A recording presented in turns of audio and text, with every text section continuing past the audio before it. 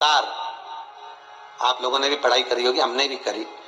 ऐसा रहता उसमें नोक रहती है या पेंसिल उसमें भर देते हैं और उससे ऐसा पेज घुमा घुमा के उसको कस देते, वो ऐसा रखते, कॉपी पर ऐसा रखा जाता, फिर उसको ऐसा घुमाते घुमाते कि घुमाते, अरे बोलो तो, सबने करा है ना ऐसा, घुमाते एक जैसा गोला बन जाता बिंदु, और जो नोक होती है ना वहां चुभी रहती है और वो एक ही जगह पे रहती है और घूमती जाती है। उसी तरह इस मन को, इस दिल को एक में लगा के रखो, बाकी की सब दुनिया में घूम के आ जाओ। दिल एक में लगाकर बैठ गए, चित्त एक में लगाकर बैठ गए तो सृष्टि में कहीं पर भी घूम कर आओगे, परमात्मा उस जगह पर हाजिर मिल जाएगा। पर स्थान मत छोड़ना, जगह चित्त वृत्ति ना छूटी जाए, भगवान का भजन ना छूटे, उसका स्मरण ना छूटे। ये वस्तुएं, ये सामान, ये सामग्री, ये दौलत, ये सत्ता सब जाने वाली, जहां बैठे हो उस मन को वहां लगाना।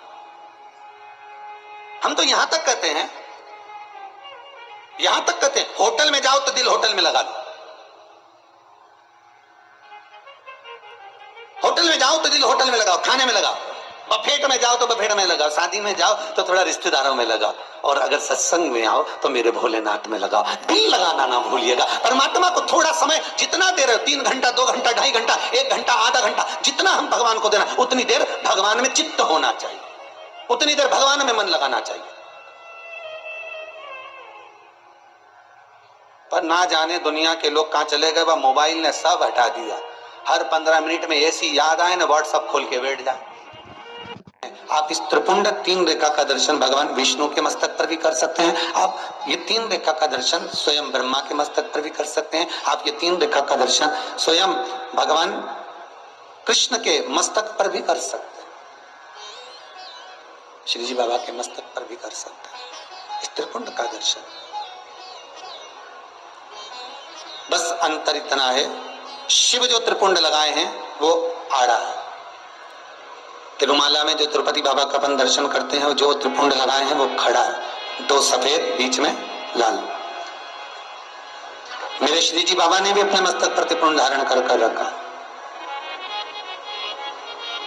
मेरे श्री जी बाबा ने भी अपने मस्तक पर त्रिपुंड धारण करा और बाद में एक कुंकू की रौली की एक तिलक को धारण कर रखा। तो वो त्रिपुंड का जो दर्शन हो रहा है, सोने की 3 रेखाओं का जो दर्शन हो रहा है वो आप करेंगे। वो सोने की जो 3 रेखाएं उसका जो दर्शन हो रहा है तो आप कर सकते हैं। और उन 3 रेखा के रूप में सत्यम शिवम सुंदरम, बजरंग, सत्यम शिवम सुंदरम, वो 3 रेखा के रूप में दर्शाया गया। तो शिव महापुराण की कथा कर रही है, गंगा शिव महापुराण की कथा कर रही है। तो जो शिव अपने पास धारण कर रहे हैं, भगवान 33 कोटि देवताओं को भी दे रहे हैं, और 33 कोटि देवता जिन चीजों को धारण कर रहे हैं वो संसार के मनुष्यों को भी दे रहे हैं, संसार के मानवों को भी प्रदान कर रहे हैं। बहुत ध्यान दीजिएगा महाराज, ये कथा बड़ी सुंदर है कि आप चाहते हैं कि कोई रोग हमको ना घेरे,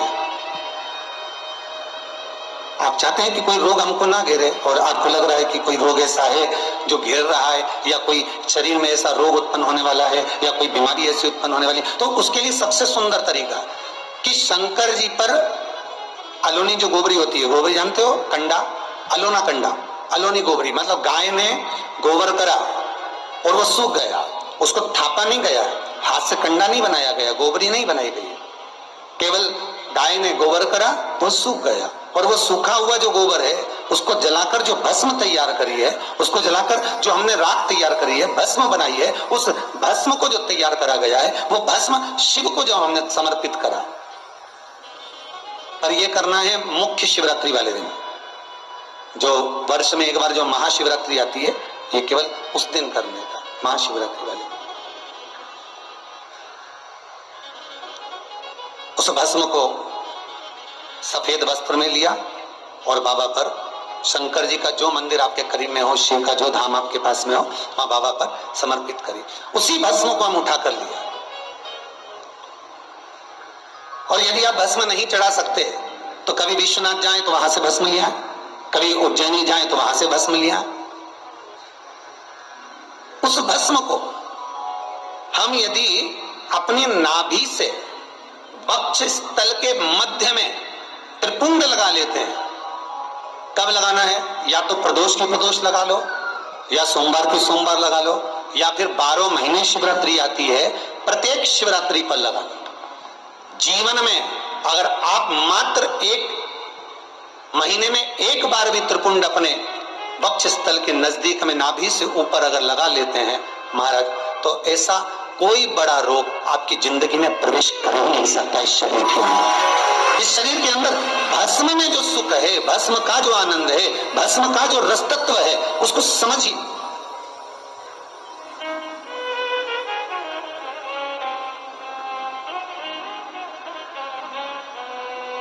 वो सहज और सरल नहीं है महाराज, वो बस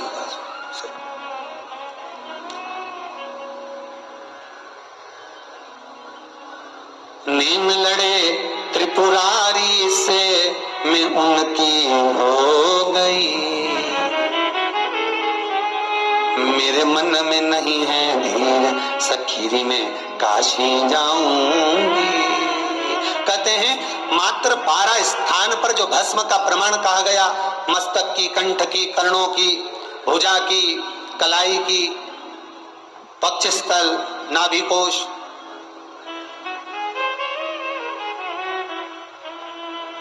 द्वादश तिलक का जो भाव व्यक्त किया गया वो साधारण नहीं है। कहते हैं कि 12 जो तिलक है, ये क्यों कहा गया हिंदू धर्म में कि द्वादश तिलक लगाना चाहिए, 12 तिलक लगाना चाहिए, द्वादश तिलक धारण करना चाहिए। ये 12 केवल तिलक नहीं है, ये 12 शिवलिंग, 12 ज्योतिर्लिंग हमारे इस शरीर पर धारण हो जाते हैं। हमारे 12 ज्योतिर्लिंग, केवल वो तिलक नहीं है, वो 12 ज्योतिर्लिंग संपूर्ण शरीर पर, संपूर्ण। अच्छा, एक प्रश्न बड़ा सुंदर आता है कि महाराज जी ये आप कहते हो कि 12 ज्योतिर्लिंग संपूर्ण शरीर पर तिलक लगाने पर प्राप्त हो जाता है, तो जब हम शंकर को त्रिपुंड लगाते हैं, जब हम शिव को त्रिपुंड लगाते हैं या शंकर पर हम भस्म चढ़ाते हैं, तो वो 12 जगह पर लगाएं कि एक ही जगह पर लगाएं? तो शिव महापुराण की कथा कहती है 12 जगह पर लगाने की जरूरत नहीं। भगवान शंकर को अगर आप भस्म चढ़ा रहे हो तो या तो ऊपर भी चढ़ा दोगे चल जाएगा, और अगर त्रिपुंड भस्म का लगा रहे हो तो एक ही लगाओगे तो भी वो श्रेष्ठ 12 के लिए ही हो जाएगा।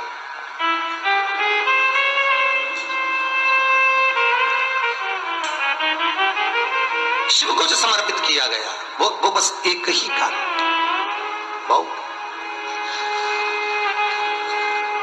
यहां तक शिव पुराण कहती है अगर केवल शंकर को रिझा लिया तो राम भी मिल गए, कृष्ण भी मिल गए, विष्णु भी मिल गए, ब्रह्मा भी मिल गए, देवी भी मिल गई, देवता भी मिल गए, केवल एक शिव को रिझाने पर। एक लोटा पानी, एक कलश जल शंकर को जब हम समर्पित करते हैं तो केवल एक शिव को समर्पित नहीं करते, 33 कोटि देवता भी उसका भाग ग्रहण करते हैं महाराज। केवल एक शिव नहीं, 33 कोटि देव भी उसको ग्रहण करते।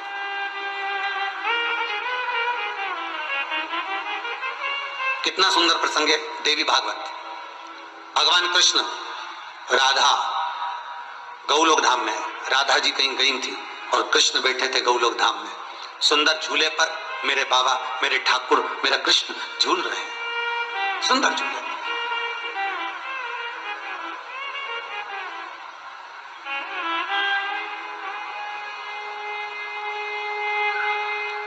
अभी तो सावन का महीना चल रहा है, कई मंदिरों में तो झूले भी डले होंगे, हिंडोले डले होंगे।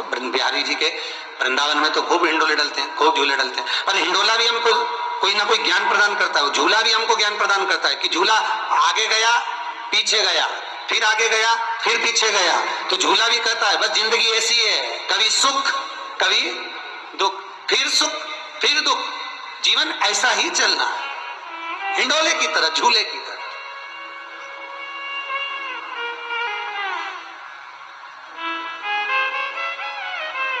झूला कहता ही है महाराज। भगवान कृष्ण झूले पर विराजमान थे महाराज, और झूले पर भगवान कृष्ण बैठे थे। उसी समय पर गंगा मैया एक स्त्री का रूप धरकर, बड़ा सुंदर माता ने रूप धारण करा, और गंगा मैया भगवान कृष्ण को एक टक लगाकर देख रही हैं, भगवान कृष्ण को देख रही हैं। राधा जी का आगमन हुआ। राधा जी जब आई तो उन्होंने ठाकुर जी को देखा, ठाकुर जी गंगा जी को देख रहे थे, गंगा ठाकुर जी को देख रही थी। अब इतने में तो राधा जी का हृदय जल गया। राधा जी को लगा, होता है भाई, जब आप पति के साथ कहीं जाएं, एक सहज भाषा में समझे, और कोई आपके पति को देख रहा हो, पति किसी को देख रहा हो, तो हृदय तो आपका भी जलेगा ना कि भाई ये क्या हो रहा है। गंगा को देखा तो गंगा भगवान कृष्ण को देख रही थी, कृष्ण गंगा जी को निहार रहे थे, पर दोनों के देखने में अंतर है। गंगा जब भगवान को निहार रही है तो इस भाव से निहार रही है कि ठाकुर, मैं आपके चरणारविंद में रहने वाली, आपने गजब कर दिया, मुझे शंकर की जटा में ले जाकर छोड़ दिया, बड़ी कृपा करी। तो गंगा भगवान कृष्ण का साधुवाद कर रही है।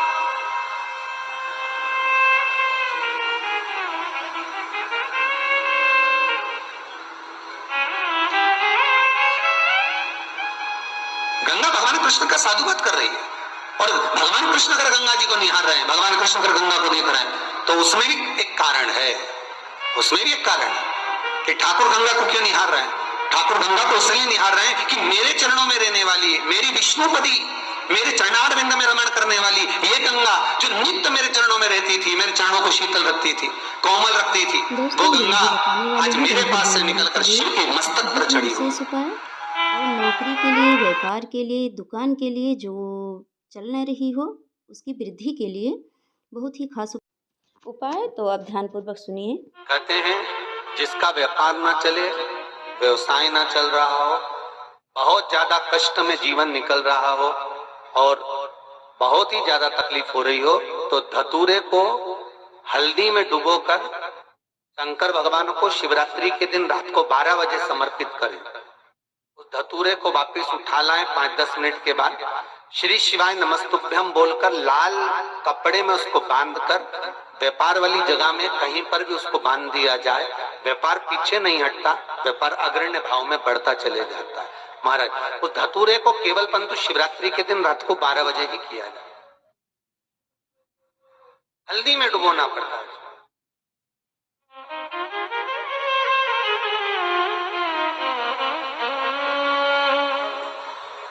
यही प्रमाण एक क्रम में और है महाराज। लिंग पुराण कहती है, मान लो किसी व्यक्ति को कोई एक भारी बीमारी हो गई, बड़ा रोग हो गया, और वो रोग डॉक्टर कह रहा है कि ये ठीक नहीं होना है, बहुत तकलीफ उसमें है और कष्ट ही कष्ट है, वो ठीक नहीं हो रहा, दवाइयां लग रही, गोलियां खा रहे हैं। तो महाराज उसका भी वर्णन है, 7 धतूरे। कितने धतूरे लेना है? 7 धतूरे। कोई सी भी शिवरात्रि से मतलब महीने में एक बार शिवरात्रि आती है, प्रत्येक महीने आती है। किसी भी शिवरात्रि के दिन 7 धतूरे लेकर, एक धतूरे में मूली, लच्छा, नाड़ा लपेटकर, चंद्रमौली भगवान का स्मरण कर उस मौली को लपेटकर 6 धतूरे में हल्दी लगाकर शंकर भगवान की जो जलाधारी है, जलाधारी में आपको पहले भी वर्णन किया है, शंकर भगवान का ये शिवलिंग है, ये जलाधारी है, ये भगवान का जल निकलने का स्रोत, चरणारविंद का भाव। शिवलिंग जहां रखा हुआ है, ये पार्वती जी का हस्त कमल, जो ये गोल भाग है, ये पार्वती का हस्त कमल, जहां शिवलिंग रखा है। जहां से जल नीचे गिरता है, उसके सीधे भाग में श्री गणेश जी महाराज का स्थान है, उसके उल्टे भाग में श्री कार्तिकेय जी का स्थान है। जलाधारी के सामने एक मोटी सी लाइन होती है, कहीं सांप बना होता है, कहीं स्थान बना होता है। जो मोटी सी लाइन है, ये शंकर भगवान की सबसे छोटी लड़की अशोक सुंदरी का स्थान है। जलाधारी के ऊपर जो 3 टेकी लगी है, ये भृगु ऋषि का, भृंगी गण का स्थान है। इसके ऊपर जो कलश है, कलश में जो पानी भरा जाता है, वो पानी जो बूंद बूंद नीचे गिरता है, ये शंकर भगवान की 5 लड़कियों का स्थान है। जया, विषहरा, सामरीबारी, दोतली और देव, ये 5 लड़कियों का स्थान है। शंकर भगवान का संपूर्ण परिवार शिवलिंग के सामने से, जहां से जल चालू होता है गिरने के लिए नीचे की ओर जब जल जाता है, उस स्थान पर भगवान शंकर के सारे गणों का स्थान है। फिर जब जल बहकर सामने की ओर जाता है, जितनी दूर तक जल जाता है उतनी दूर तक भगवान शंकर के उस जल भाग को ग्रहण करने के लिए 33 कोटि देवताओं का स्थान है। इसलिए उस जल को हम लांघते नहीं है, क्योंकि वहां 33 कोटि देवता विराजमान रहते हैं महाराज। तो जो बीमारी डॉक्टर ने बता दी और बहुत बड़ा रोग हो गया और शरीर में कष्ट है, ठीक नहीं हो रहा, चाहे लीवर से जुड़ा हो, चाहे किडनी से जुड़ा हो, चाहे कैंसर से जुड़ा हो, और मान लो शरीर में कहीं गांठ भी हो गई है और वो मिटी नहीं रही हो, तो महाराज निवेदन है 7 धतूरे, एक धतूरे पर मोली लपेटकर वो शंकर जी के शिवलिंग के ऊपर चढ़ाना। 6 धतूरे, उसमें से एक धतूरा भगवान श्री गणेश जी का स्थान, दूसरा धतूरा श्री कार्तिकेय जी का स्थान, तीसरा धतूरा अशोक सुंदरी का स्थान। शंकर भगवान की जगदम्बा जी के हस्त कमल के ऊपर एक धतूरा, एक धतूरा जहां से जल नीचे की ओर बहकर जा रहा हो, पानी जिस जगह से नीचे गिर रहा हो बिल्कुल वहीं पर एक धतूरा चढ़ा देना।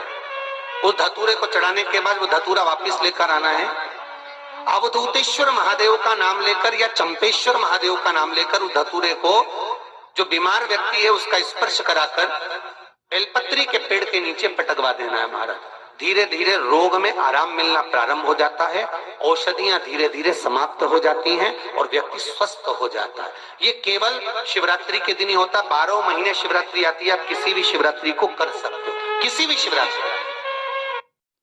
नमस्कार दोस्तों, ऐसी ही अच्छी और सच्ची जानकारियों के लिए आप मेरे चैनल को प्लीज़ सब्सक्राइब कीजिए। अगर वीडियो अच्छी लगी हो तो एक लाइक अवश्य कीजिएगा। फिर मिलेंगे अगले वीडियो में, तब तक के लिए हर हर महादेव।